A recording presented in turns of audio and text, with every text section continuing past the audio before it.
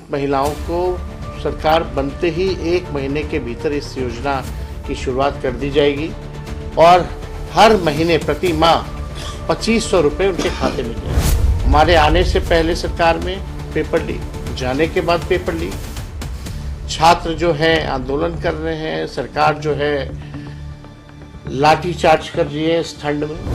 आज क्या परिस्थिति बन गई कि मुख्यमंत्री को हाईजैक कर लिया गया। ये प्रगति यात्रा नहीं, ये दुर्गति यात्रा है। माननीय मुख्यमंत्री जी टायर्ड हो चुके हैं और रिटायर्ड अधिकारियों के साथ वो सरकार चला। हाईजैक किया गया, इस आंदोलन को कुचलने का प्रयास किया गया। लाठी छात्रों ने खाया, डंडे छात्रों ने खाए, एफआईआर उन पे हुआ। बाद में जब मामला तूल पकड़ने लगा तो कुछ लोग आए हैं, उसमें एक एक्टर है, एक डायरेक्टर है, एक प्रोड्यूसर है और एक वैनिटी मैन है। फिल्म दिखाया जा रहा, चल रहा है। विश्व की सबसे बड़ी पार्टी है, दूल्हा कोई नहीं है, ना चेहरा है, अभी भी पिछलग्गू बने हुए हैं। बिहार जो है गरीबी में, पलायन में और बेरोजगारी में नंबर 1 है और 20 साल से यहाँ एनडीए की सरकार चल रही है और सबसे बड़ा इशू जो है पलायन का है, बेरोजगारी का है, महंगाई से महिलाएं हर कोई त्रस्त हो चुका है। तो इसी के तहत जो हम लोगों ने तय किया, जगह जगह जाकर के, कई जगह कहना है स्मार्ट मीटर से लोग परेशान हैं, लैंड सर्वे दाखिल कार्य में जिस प्रकार से घुसखोरी हो रही है उससे लोग जो है बहुत परेशान हैं। ब्लॉक थाने में भ्रष्टाचार बढ़ा हुआ है, कोई किसी की सुन नहीं रहा है। इसी के तहत हम लोगों ने तय किया था कि हम लोगों की सरकार आएगी, क्योंकि महंगाई इतनी ज़्यादा है कि महिलाओं को घर चलाना मुश्किल हो रहा, बचत कुछ नहीं हो पाता। अपने पैर पे कम से कम खड़ी हूँ, आर्थिक न्याय उन महिलाओं को हम लोग दें।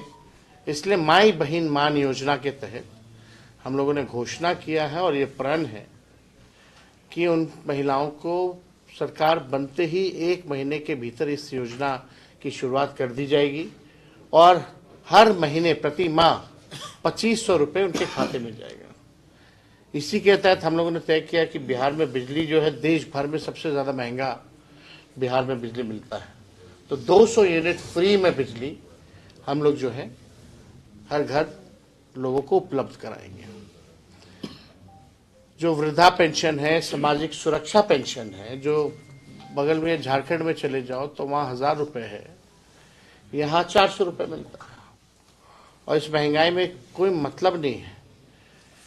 तो इसलिए इसको 400 से बढ़ा करके हम लोग जो है 1500 रुपये करेंगे। आप देखिएगा हम लोगों ने जो कहा है वो किया है। आज कहीं भी चुनाव होता है तो वहाँ नौकरी की बात की जाती है, बेरोजगारी की बात की जाती है। बोला जाता है कि 10 लाख नौकरी दिया जाएगा, 20 लाख दिया जाएगा। कहीं भी प्रदेश में आप चुनाव देख रहे तो इसकी शुरुआत बिहार से हुई।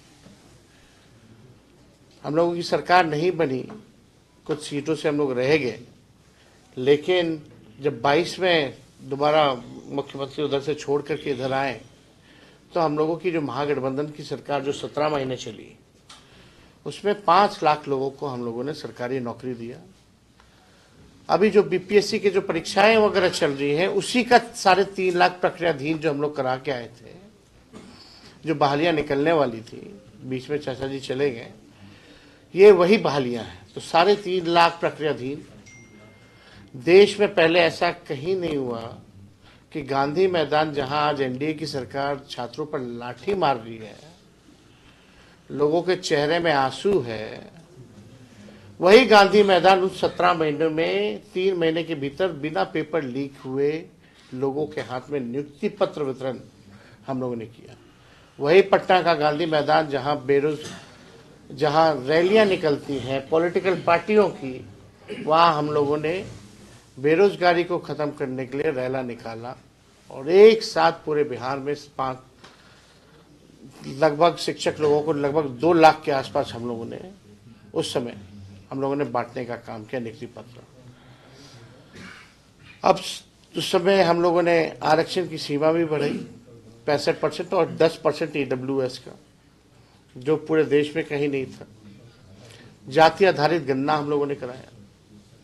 IT policy, sports policy, tourism policy, ये हम लोग लेके आए। 20 साल से सरकार को खबर ही नहीं था कि आईटी पॉलिसी की भी जरूरत है, टूरिज्म पॉलिसी की भी जरूरत है, स्पोर्ट्स पॉलिसी की भी जरूरत है। जो पढ़ाई किया उसको भी हम लोगों ने नौकरी दिया 17 महीने में, और जो खेला कूदा, जो बिहार के लिए, देश के लिए जो मेडल लाया, उसको भी स्पोर्ट्स नीति के तहत हम लोगों ने डीएसपी तक हम लोगों ने उन 73 खिलाड़ियों को, जिन लोगों ने मेडल लाया था, उनको नौकरी देने का काम किया। ये प्रावधान है। समान काम समान वेतन के लिए लगातार कई सालों से नीतीश जी के राज में डंडे खा रहे थे नियोजित शिक्षक। 4.5 लाख नियोजित शिक्षकों को हम लोगों ने राजकीय कर्मी का दर्जा दिया। हम लोगों ने 50,000 करोड़ का निवेश बिहार में ला करके एमओयू साइन कराया। तो हम लोगों के 17 महीने के काल में जो काम हो रहा था, आज बीजेपी के 2 उप मुख्यमंत्री को एक काम बता दो कि इन लोगों ने किया। एक बहाली नहीं निकली, और निकल भी रही है तो उसमें आप हालात देख सकते हैं क्या है। हमारे आने से पहले सरकार में पेपर लीक, जाने के बाद पेपर लीक, छात्र जो है आंदोलन कर रहे हैं, सरकार जो है लाठी चार्ज कर रही है, इस ठंड में अन्याय कर रही है लोगों के साथ। तो आप समझ सकते हैं कि बिहार में यहाँ कोई सरकार नाम की चीज नहीं रहेगी। ये इसलिए कहना पड़ रहा है क्योंकि माननीय मुख्यमंत्री जी मौन है। किसी भी गंभीर से गंभीर विषय पर मुख्यमंत्री बोलते नहीं है, या बोलने नहीं दिया जा रहा। हमारे साथ तो खूब बतियाते थे, मीडिया से इंटरेक्ट करते थे। आज क्या परिस्थिति बन गई कि मुख्यमंत्री को हाईजैक कर लिया गया। यात्रा पे वो निकले, किससे संवाद कर रहे हो, किससे बात कर रहे हो? जो अधिकारी जो ट्रेन किए हुए उन्हीं लोगों के साथ, जो पटना में सिस्टम बैठता है वही सिस्टम घूम रहा है। तो किससे संवाद कर रहे हैं? और इस यात्रा के नाम पे 2 अरब 25 करोड़ 78 लाख रुपए खर्च किया जा रहा है। आप कहो बिहार गरीब राज्य है, और दूसरी तरफ एक यात्रा पर अपने मालिक से बात करने के लिए वो भी नहीं कर रहे हैं। वो उस पे अगर 2 अरब 25 करोड़ 78 लाख रुपए खर्च किए जा रहे हैं, तो पैसा कहाँ है, कहाँ खर्च हो रहा है? ये यात्रा अधिकारियों की लूट की छूट की यात्रा है। ये प्रगति यात्रा नहीं, ये दुर्गति यात्रा है। किस बात की प्रगति आप बोल रहे हैं? बिहार को अब विशेष राज्य का दर्जा के बारे में माननीय मुख्यमंत्री जी, जनता दल यूनाइटेड अब क्यों नहीं बोल रहे हैं? क्यों नहीं भाजपा के लोग अब दिला देते हैं बिहार को विशेष राज्य का दर्जा? चुनाव में तो बोलते हैं, वादा करते हैं कि देंगे, लेकिन जब चुनाव खत्म हो जाता है, सबसे ज्यादा वोट बिहार से मिलता है, सीटें लगातार 3 बार से एनडीए को जाता रहा है एमपी का। कितने केंद्र मंत्री बिहार में, उनका काम गिना दो ना, बिहार के लिए क्या किया। शायद बिहार के लोगों को पता ही नहीं होगा कि कितने केंद्र मंत्री है, या यहां भी जो मंत्री है उनका भी नहीं पता होगा कि कौन मंत्री है। ये हालात है। तो पूरी तरीके से सिस्टम यहां जो है अफसरशाही काबिज हो गया है। माननीय मुख्यमंत्री जी टायर्ड हो चुके हैं और रिटायर्ड अधिकारियों के साथ वो सरकार चला रहे हैं। तो अब लोगों का भरोसा उन पर से उठ गया है। अब माननीय मुख्यमंत्री जी कोई निर्णय लेने लायक नहीं रह गए। तो हम लोग हर जगह यात्रा जा रहे हैं। आज कैमूर में हम लोगों का आना हुआ है। सभी लोगों से बातचीत होगी, संवाद होगी, और आप लोग जितने पत्रकार भाई हैं, अगर आप लोगों को कोई सवाल पूछना है तो जरूर पूछ सकते हैं। 4 दिन पहले नीतीश कुमार को लेकर चर्चा हुई थी कि सरकार में फिर जाने वाले हैं, उनका कि अब हम जाने वाले नहीं हैं, बीजेपी के साथ ही रहेंगे। हम तो पहले से कह रहे थे भाई, कौन उनको ले कौन रहा है? राजद में मतभेद दिख रहा है। आपके पिताजी कहते हैं कोई के लिए दरवाजा खुला है, आप कहते हैं कि नए साल में। तो हम राय देते हैं ना उनको, हमने राय दिया है। अच्छा, बीपीएससी जो अभ्यर्थियों पर लाठीचार्ज हुआ, उसके बाद उनकी परीक्षा हुई बापू सभागार वगैरह में जो कैंसिल हुआ था, सभी जगहों पर रद्द करने की मांग आप भी लगातार कर रहे हैं, इसको लेके क्या कहना है आपका? अब तो परीक्षा हो गया। उस पर इस आंदोलन को कुचलने का प्रयास किया गया, डाइवर्ट किया गया। हम किसी पे टिप्पा टिप्पणी नहीं करना चाहते हैं, लेकिन ये आंदोलन की शुरुआत आप लोगों को पता होना चाहिए कि कहां से हुई थी। ये स्वतः छात्रों ने आंदोलन शुरू किया था। कोई प्रेस कॉन्फ्रेंस में बीपीएससी के लोगों ने नॉर्मलाइजेशन की बात की थी और लोग कंफ्यूज थे, स्पष्ट नहीं था बीपीएससी का स्टैंड। इस नॉर्मलाइजेशन के खिलाफ छात्रों ने सबसे पहले आवाज उठाया। जब छात्र नॉर्मलाइजेशन को लेकर के सवाल उठा रहे थे तो लोग कहाँ थे, कहाँ गए थे? हम लोग 28 नवंबर को विधानसभा में हम लोगों ने इस बात को उठाया। हम लोगों ने वीडियो कॉल पे लोग बुलाया। हम कटिहार थे, कटिहार से हम आए, क्योंकि छात्र नहीं चाहते थे कि इसका राजनीतिकरण हो, कोई पॉलिटिकल माइलेज ले। इसलिए जो है हमने जो है इसको पॉलिटिकलाइज नहीं होने दिया। हम भी चाहते तो अपने लाखों लोगों को बुला के बैठ जाते, लेकिन मामला कुछ और होता तो बड़ी बात नहीं है हमारे लिए। लड़ाई तो सर आप सुन लीजिए, पूरा समझना पड़ेगा ना। सर यूपीएससी के परीक्षार्थी अभी जो शॉर्ट टाइम का पीरियड दे करके एग्जाम करा दिया गया है, उसके विरोध में है। आप देखिए ना, आप बोल दीजिए सर। हम मिले उन लोगों से, हम भी चाहते तो लोगों को बुला के बैठ जाते, इधर गाइड कर देते, उधर अब रख दिए। कोई इधर बुलाता, कोई उधर बुलाता। हमने उस समय भी कहा था कि हमारा पूरा नैतिक समर्थन उन छात्रों के साथ है। और उनसे मिलने के बाद हमने एक बार नहीं 2 बार मुख्यमंत्री को हमने पत्र लिखा। अब आप बताइए,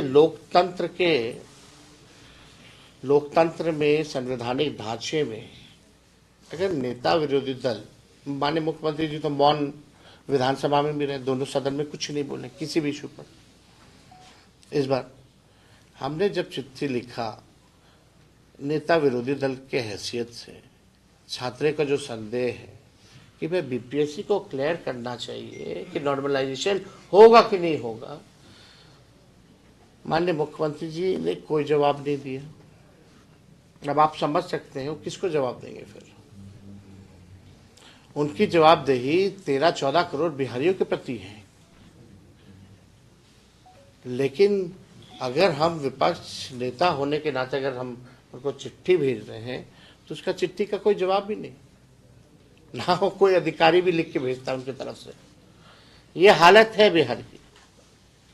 तो आप समझ जाइए, पिटाया लोग, डीएम साहब ने थप्पड़ भी मारा। उसके बाद शाम में बैठती है बीपीएससी और तय करती है कि नहीं भाई नॉर्मलाइजेशन तो अफवाह है। अरे जब अफवाह था तो तुम 10 दिन पहले क्यों नहीं कहे? हम लोग सदन में उठा रहे हैं, मुख्यमंत्री को चिट्ठी लिख रहे हैं, आंदोलन पे छात्र बैठे हैं। हम कैसे पता चलेगा बीपीएससी को? छात्रों को मिलने नहीं दिया जा रहा है मुख्यमंत्री से, ना बीपीएससी चेयरमैन से, कैसे पता चलेगा? तो और सर्वर डाउन हुआ 2-3 दिन, लाखों अभ्यर्थी जो है फॉर्म नहीं भर पाए, वो किसकी गलती है? इसको लेकर के भी हमने चिट्ठी लिखी। बाद में जब मामला तूल पकड़ने लगा तो कुछ लोग आए हैं, उसमें एक एक्टर है, एक डायरेक्टर है, एक प्रोड्यूसर है और एक वैनिटी मैन है। तो फिल्म दिखाया जा रहा है, चल रहा है। तो हम इस पे ज्यादा इन सब चीजों पे टिप्पा टिप्पणी नहीं करना चाहते हैं। तेजस्वी जी, ऐसा नहीं लग रहा कि प्रशांत किशोर ने पूरे मामले में जो राजनीतिक माइलेज दिया है उसमें आरजेडी पीछे खिसक गई, आरजेडी मैदान से बाहर हो गई और छात्र आंदोलन का लाभ प्रशांत किशोर को मिला है? वो एक नई चुनौती के रूप में पता नहीं किसको लाभ मिल रहा है, नहीं मिल रहा है। ये तेजस्वी को लाभ उठाना, फलना को लाभ उठाने का आंदोलन नहीं है भाई। यही तो हम बात बोल रहे हैं। इसमें नुकसान किनका हुआ? छात्रों का हुआ। उसकी भरपाई कहाँ हुई है बताओ? और कौन करेगा उसकी भरपाई? जिन लोगों ने सर्वर डाउन होने के कारण अगर फॉर्म भर पाए तो उसकी भरपाई कौन करेगा?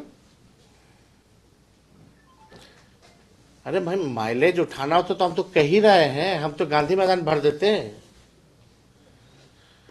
लेकिन छात्रों की असल मांग क्या थी कि कोई पॉलिटिकल पार्टी ना आए इसमें, और जहां कुछ लोग घुसे उसके बाद देखिए क्या आंदोलन को चला गया। कितने छात्र थे बैठे हुए उसमें, कौन लोग बैठे हुए थे? आपको इस पे टिप्पा टिप्पणी नहीं करना है, ठीक है, सबके तरीके अलग हैं, राजनीति है, राजनीति सबको करने का अधिकार है, लोकतंत्र है।